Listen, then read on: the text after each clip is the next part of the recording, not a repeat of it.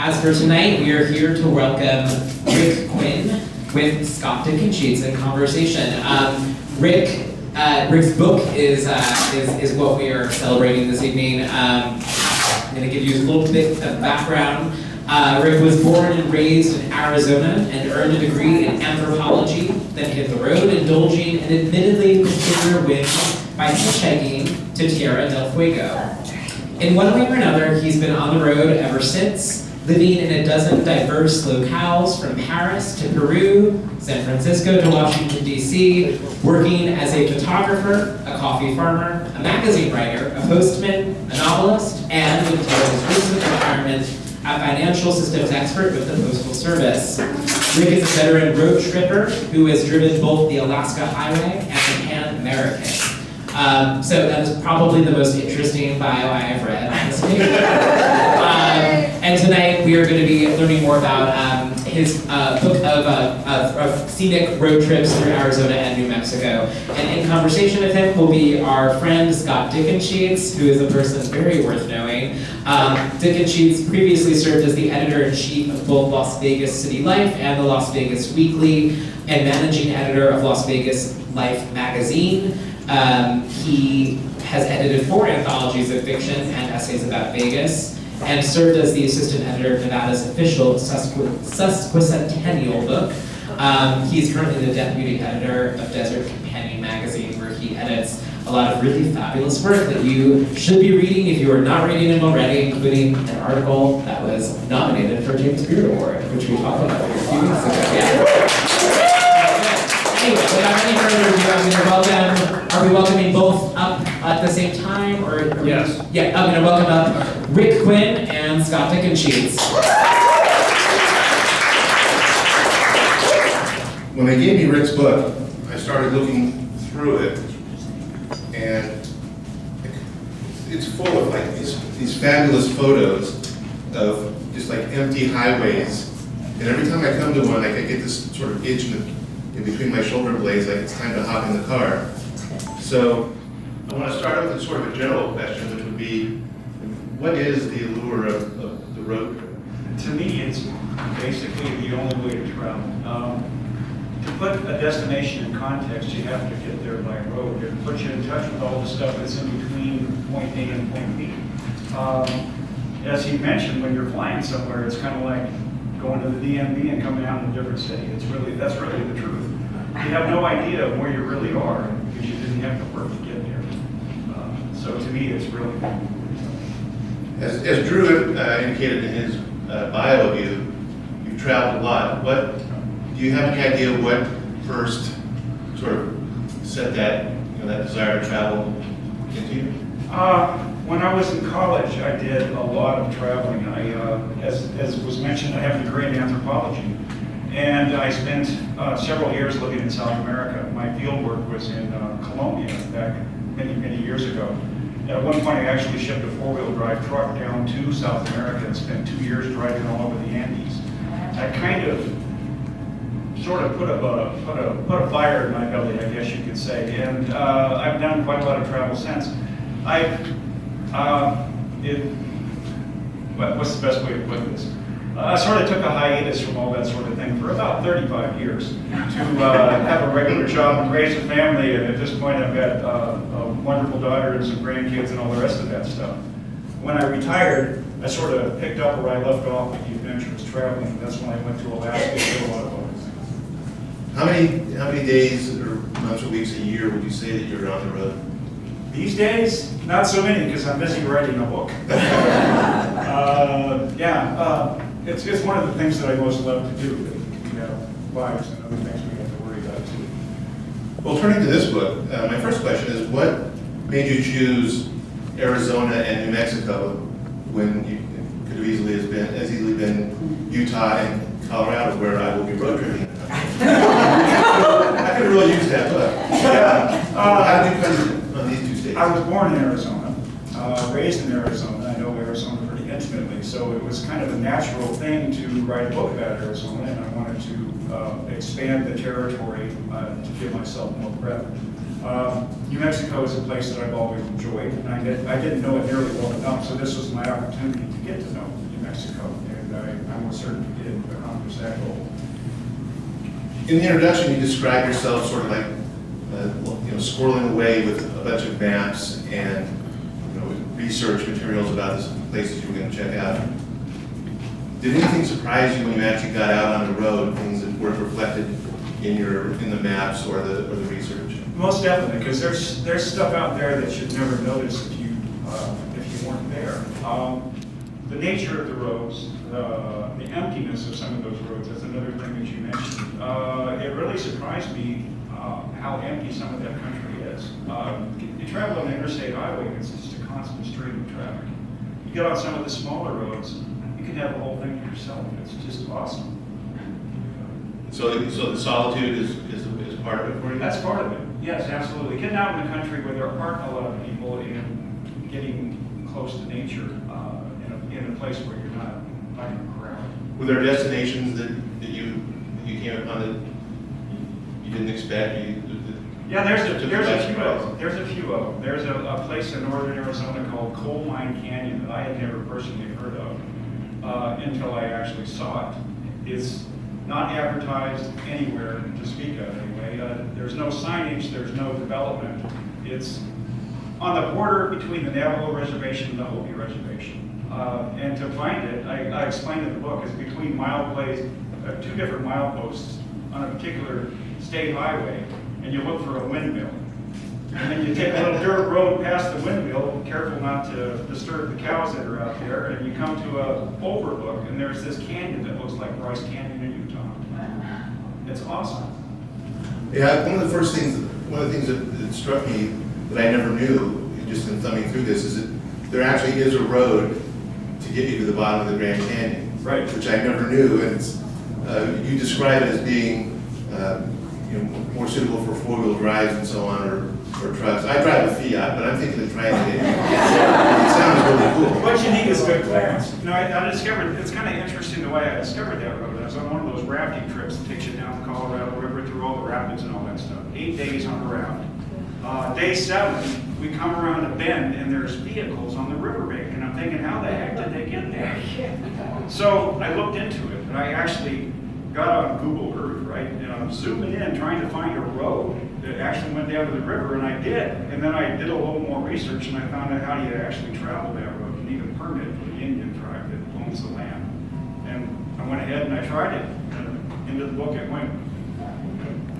Now, you organize the book in an interesting way. It's all of the trips begin and end on an interstate, and like the end of one is the beginning of another. So you could more or less like hopscotch your way from clear across Utah, or Arizona or New Mexico on these different side trips.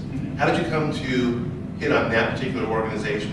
Well, it was kind of a way to make it work, because the trips were supposed to be day trips. I mean, you're supposed to be able to drive these things in about a day. And I had these destinations that were here, there, and everywhere. So the question was, where's the trip supposed to start? If it's supposed to be a day long, where do you start? You can't start every trip in a city. So I came up with this as a possible alternative, and I started working with it, and a pattern sort of grew. And when you look at the book, the inside cover shows the whole territory and all the routes, the way they connect together. And it became very deliberate. I mean, I started with one route that was an alternative to Interstate 17 between Phoenix and Flagstaff. And I liked the way that worked, so I tried doing similar stuff in other parts and managed to hook them all together. It was kind of nice. Were there any cool destinations you had to leave out because it didn't quite fit that? Of course. That And there was also limitations on how many words could be in a chapter. So in some cases, I had to leave stuff out on that basis. There was a whole entire chapter that was pretty well developed that I had to leave off because I hit my maximum. I couldn't have more than 25 of them. So yeah, there were a few destinations that didn't fit. They were too far away from everything else, or the surrounding area just wasn't sufficiently interesting. Do you have if you had to pick a personal favorite from these trips, could you do it? Everybody always asks me that, and that's a tough one because different different side trips kind of fit different moods. If I had a personal favorite, it would probably be the one that includes Canyon de Chelly, because I'm really fond of that part of the world. The Four Corners area, the Navajo Reservation. That particular route includes not only Canyon de Chelly, but also Monument Valley, another one of my favorite places. So that particular route is a real stunner. I mean, it's something that I think everybody should try. Is there something about the Southwest that lends itself to road tripping? Oh, absolutely. How else are you going to get there? But, I mean, so how is it, is there a lot of mountainous terrain that you cover on this, or is You it bet mostly? there is. No, there's everything that's in the Southwest is also in this book. Mountains are important to these routes because if I look at a map and I see a really squiggly line, I want to go there. So there's a lot of roads like that are in this book, and I tend to veer off into the mountains. In southern Arizona, there's a phenomenon, not a phenomenon, but it's a geological thing called sky islands. The mountains are so tall that their climate at the top of the mountain is different from everything at the base. And they're kind of like islands in the sense that there are unique plants and animals that have developed in these isolated ecosystems. And there are several places where you could drive all the way up to the top of them. The mountain outside of Tucson is one example. Mount Lemmon, you can drive to 9,000 feet. Mount Graham outside of Safford, you can drive to about 8,500 feet. In some cases the roads are paved, in some cases they're dirt, but you get to, they liken the trip up Mount Lemmon to from a drive from Canada all the way, or from Mexico all the way to Canada. You pass through so many different climate zones, just in the space of 30 miles. In the book, you advise people not to rely solely on GPS as they're charting their the way through these road trips. If you've ever used a GPS in a really remote location, I want to explain why it's a bad idea. Because they will take you down washes and things that aren't even roads. I mean, seriously, you have to know where you're going. A friend and I were jeeping outside of Sedona, and he had his GPS on, and we were basically a little dot in a sea of white because it couldn't find any roads or anything. But there you were. To contextualize it. Well, speaking of remoteness, I mean, there's always, I suppose, on the road trip, the possibility of breaking down, wrong turns, that sort of problematic development. Do you worry much about that when you travel? If you worry too much about that kind of thing, you'll never go anywhere. That's the way I figure it. There's no place in this part of the world that is so isolated that there won't be somebody coming along at some point. So what you've got to do is make sure you've got water, make sure you've got some food. I talk about this in the introduction to the book, things that you need to be prepared with. If you're traveling in an isolated area, you need to be prepared to be self-sufficient for a couple of days just in case. But aside from that, why not go? Do you have ideal road trip companions? Is it good for families, or do you? Oh, absolutely, absolutely. My wife and I love to take road trips together. When my daughter was small, that was our favorite kind of vacation. Was a road trip, and these things are, for the most part, very family friendly. There's a few, like the Diamond Creek Road down to the Grand Canyon, that are a little more rugged, but you can take a family down there too, as long as your vehicle is appropriate to drive. There's a lot of different kind of things for different tastes. I go into lots of the nature conservancy sites, and there's a lot of sites that are ideal for people that are into bird watching and that kind of stuff. Stuff that's good for kids, all the national parks, all the national monuments, that kind of thing, always included. If they're anywhere close, I'll have Yeah, lots of sort of wacky man-made stuff along the way. There is. There's a great photo in here of some green sculpture. Gigantic Heticus, yes. It's on the old Route 66, one of the roadside attractions. It's about, I don't know, I guess about 10 or 12 feet tall, made mostly out of cement. It's bright green. Looks kind of like one of those Easter Island sculptures. How many, did you find a lot of those sort of oddities along the way? There's definitely quirky stuff out there. I've got the world's smallest museum in there. The whole thing is located inside of about 100 square foot tough shed. What's it a museum of? Everyday life. I can took my everyday life in a tough shed. So what are you working on next? Lots of personal projects for the next year or so. I'm going to be pretty busy doing a lot of personal projects. One reason the road trip, the idea of the road trip sort of retains its potency as a cultural mythology is the potential for discovery of new places, different people, and even maybe things about yourself. Mm-hmm. Have you had any sort of those big life-changing sort of experiences on the road? Most definitely. When I retired after 35 years of working that regular job, the first thing I did was I took off and I took a road trip to Alaska and back by myself. And by the end of that trip, I knew darn good and well that I was retired. Something was very, very different with the way I felt about life. You put 11,000 miles on your Yes, in the course of researching this book, I drove 11,000 miles on back roads.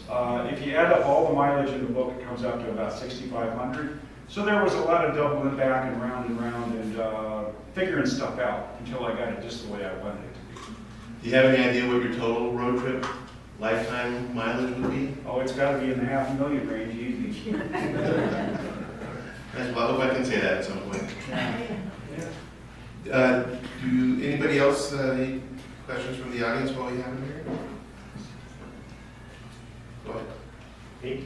Oh, I saw that at the beginning that you drive a Jeep Cherokee. I do. Big fan of Jeep Cherokees.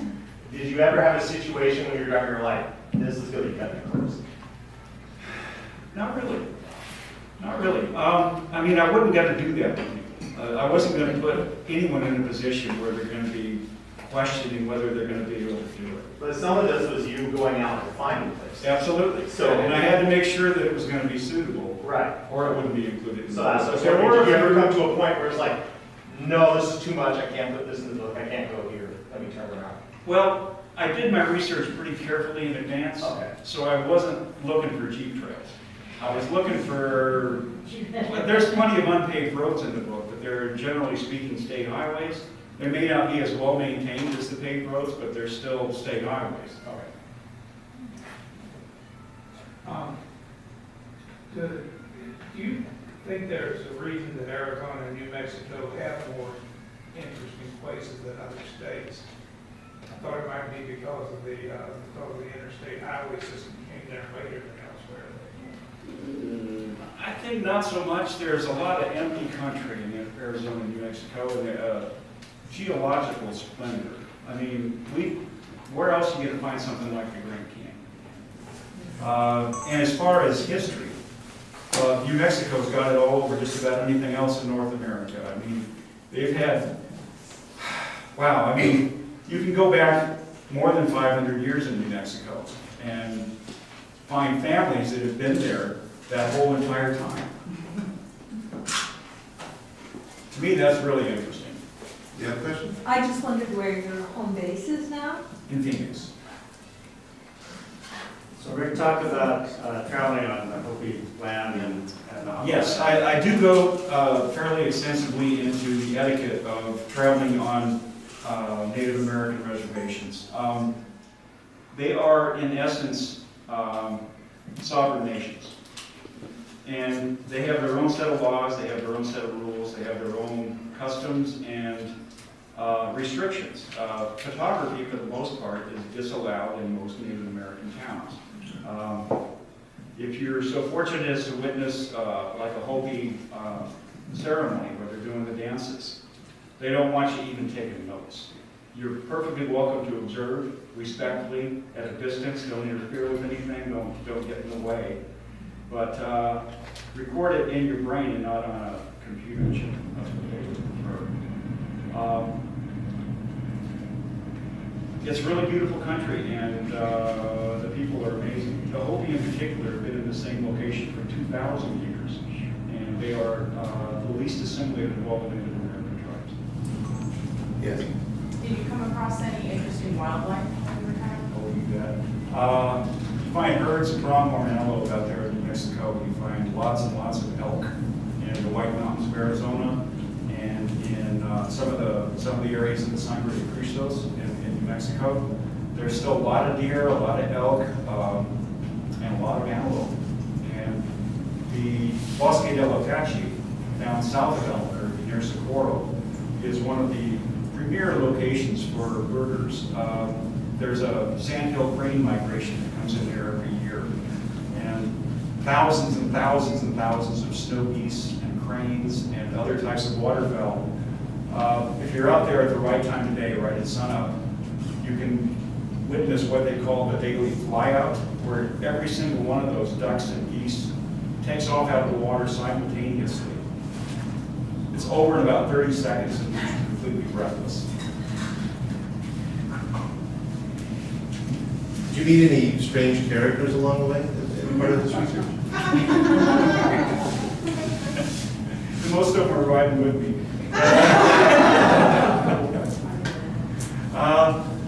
Not so much. I mean, most of the people I met along the way were really, really good people, very helpful when I had questions about something.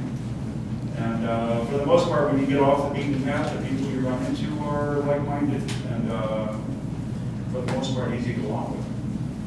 Is there a question over here?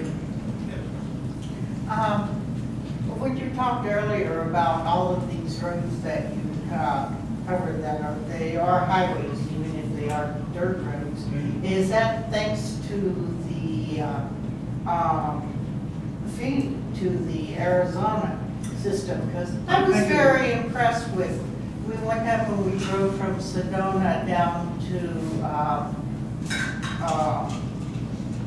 further south, I said, gee, it's too bad we're going to this Jerome and Cottonwood, and we didn't though. The road went through them, even though the road was about bicycle path width at Jerome. And the road, where there would be an intersection, there'd be a roundabout. I felt like they'd done some good planning. They have. It took them a while to get there, but yeah, they have. When I'm speaking of state highways that are dirt, I'm speaking primarily of New Mexico. There's a number of them that are questionable in bad weather. Was there a question?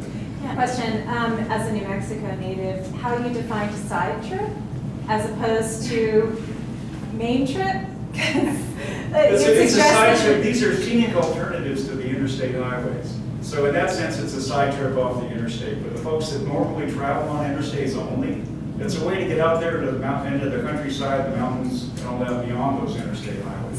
So the entire southern half of New Mexico It's covered. It's like one big side trip then? And there's a bunch of them that kind of go up and down off of Interstate 10. And there's another set that goes up and down off of Interstate 40, and there's another set that goes back and forth from Interstate 25. So it pretty well covers most of the more interesting parts of the state. Yeah, no, that's what I mean, but I mean, it assumes that like you're going somewhere else and then you kind of like get off on a... There are also you know. fabulous day trips from the major cities. Okay. In fact, there's one that never leaves the Tucson area. It circles the Tucson area. It goes up to the top of the mountain through both parts of Saguaro National Park, takes in some of the old Spanish missions, the Sonora Desert Museum, all the best that Tucson has to offer, all in one big loop. It's about 160 miles, but you're never more than about 20 miles from the middle of town.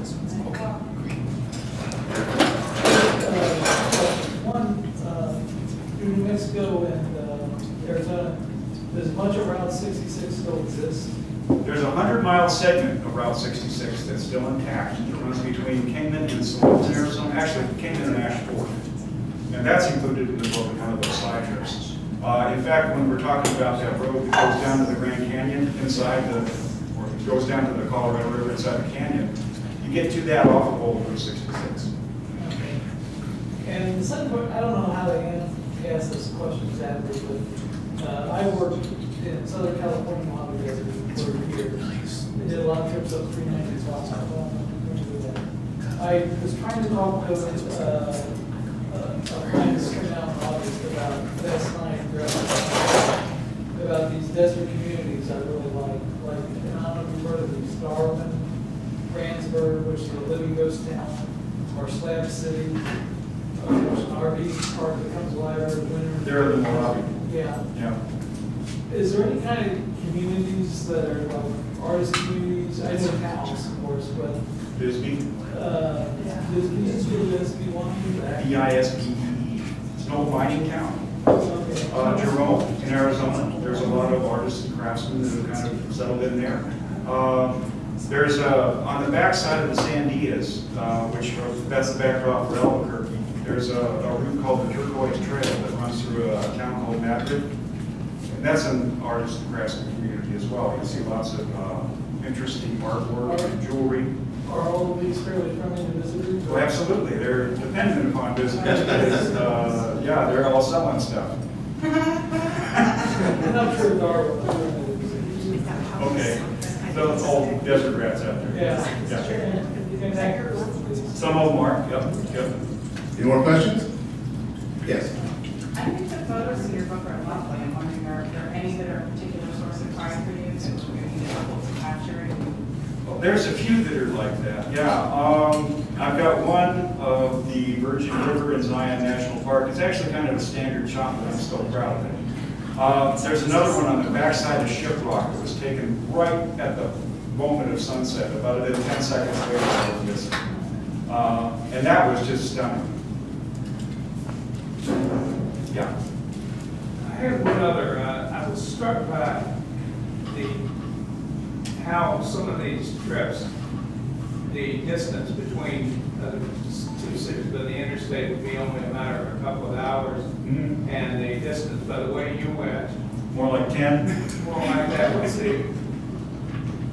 I could have figured this out myself, but what's the greatest ratio between any of those trips, you know? I'd say it's probably the one that runs between Lordsburg and Wilcox. Because on the interstate, it's a very short distance, but I take it all the way up into the White Mountains of Arizona and then back down US 191. And it's a long dang way north to get a little bit of distance west.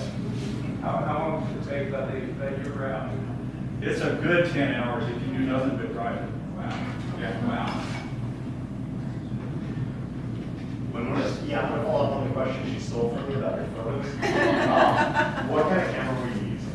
I've got a couple of them. I have a Nikon D7000, which is an older, it's about 2 models back from that one they're selling these days. And then I have a mirrorless Sony, which I really love the way it captures color, and the automatic focus on it I think is superb. All right, well, I think that wraps it up for the questions. Rick will be signing some more books.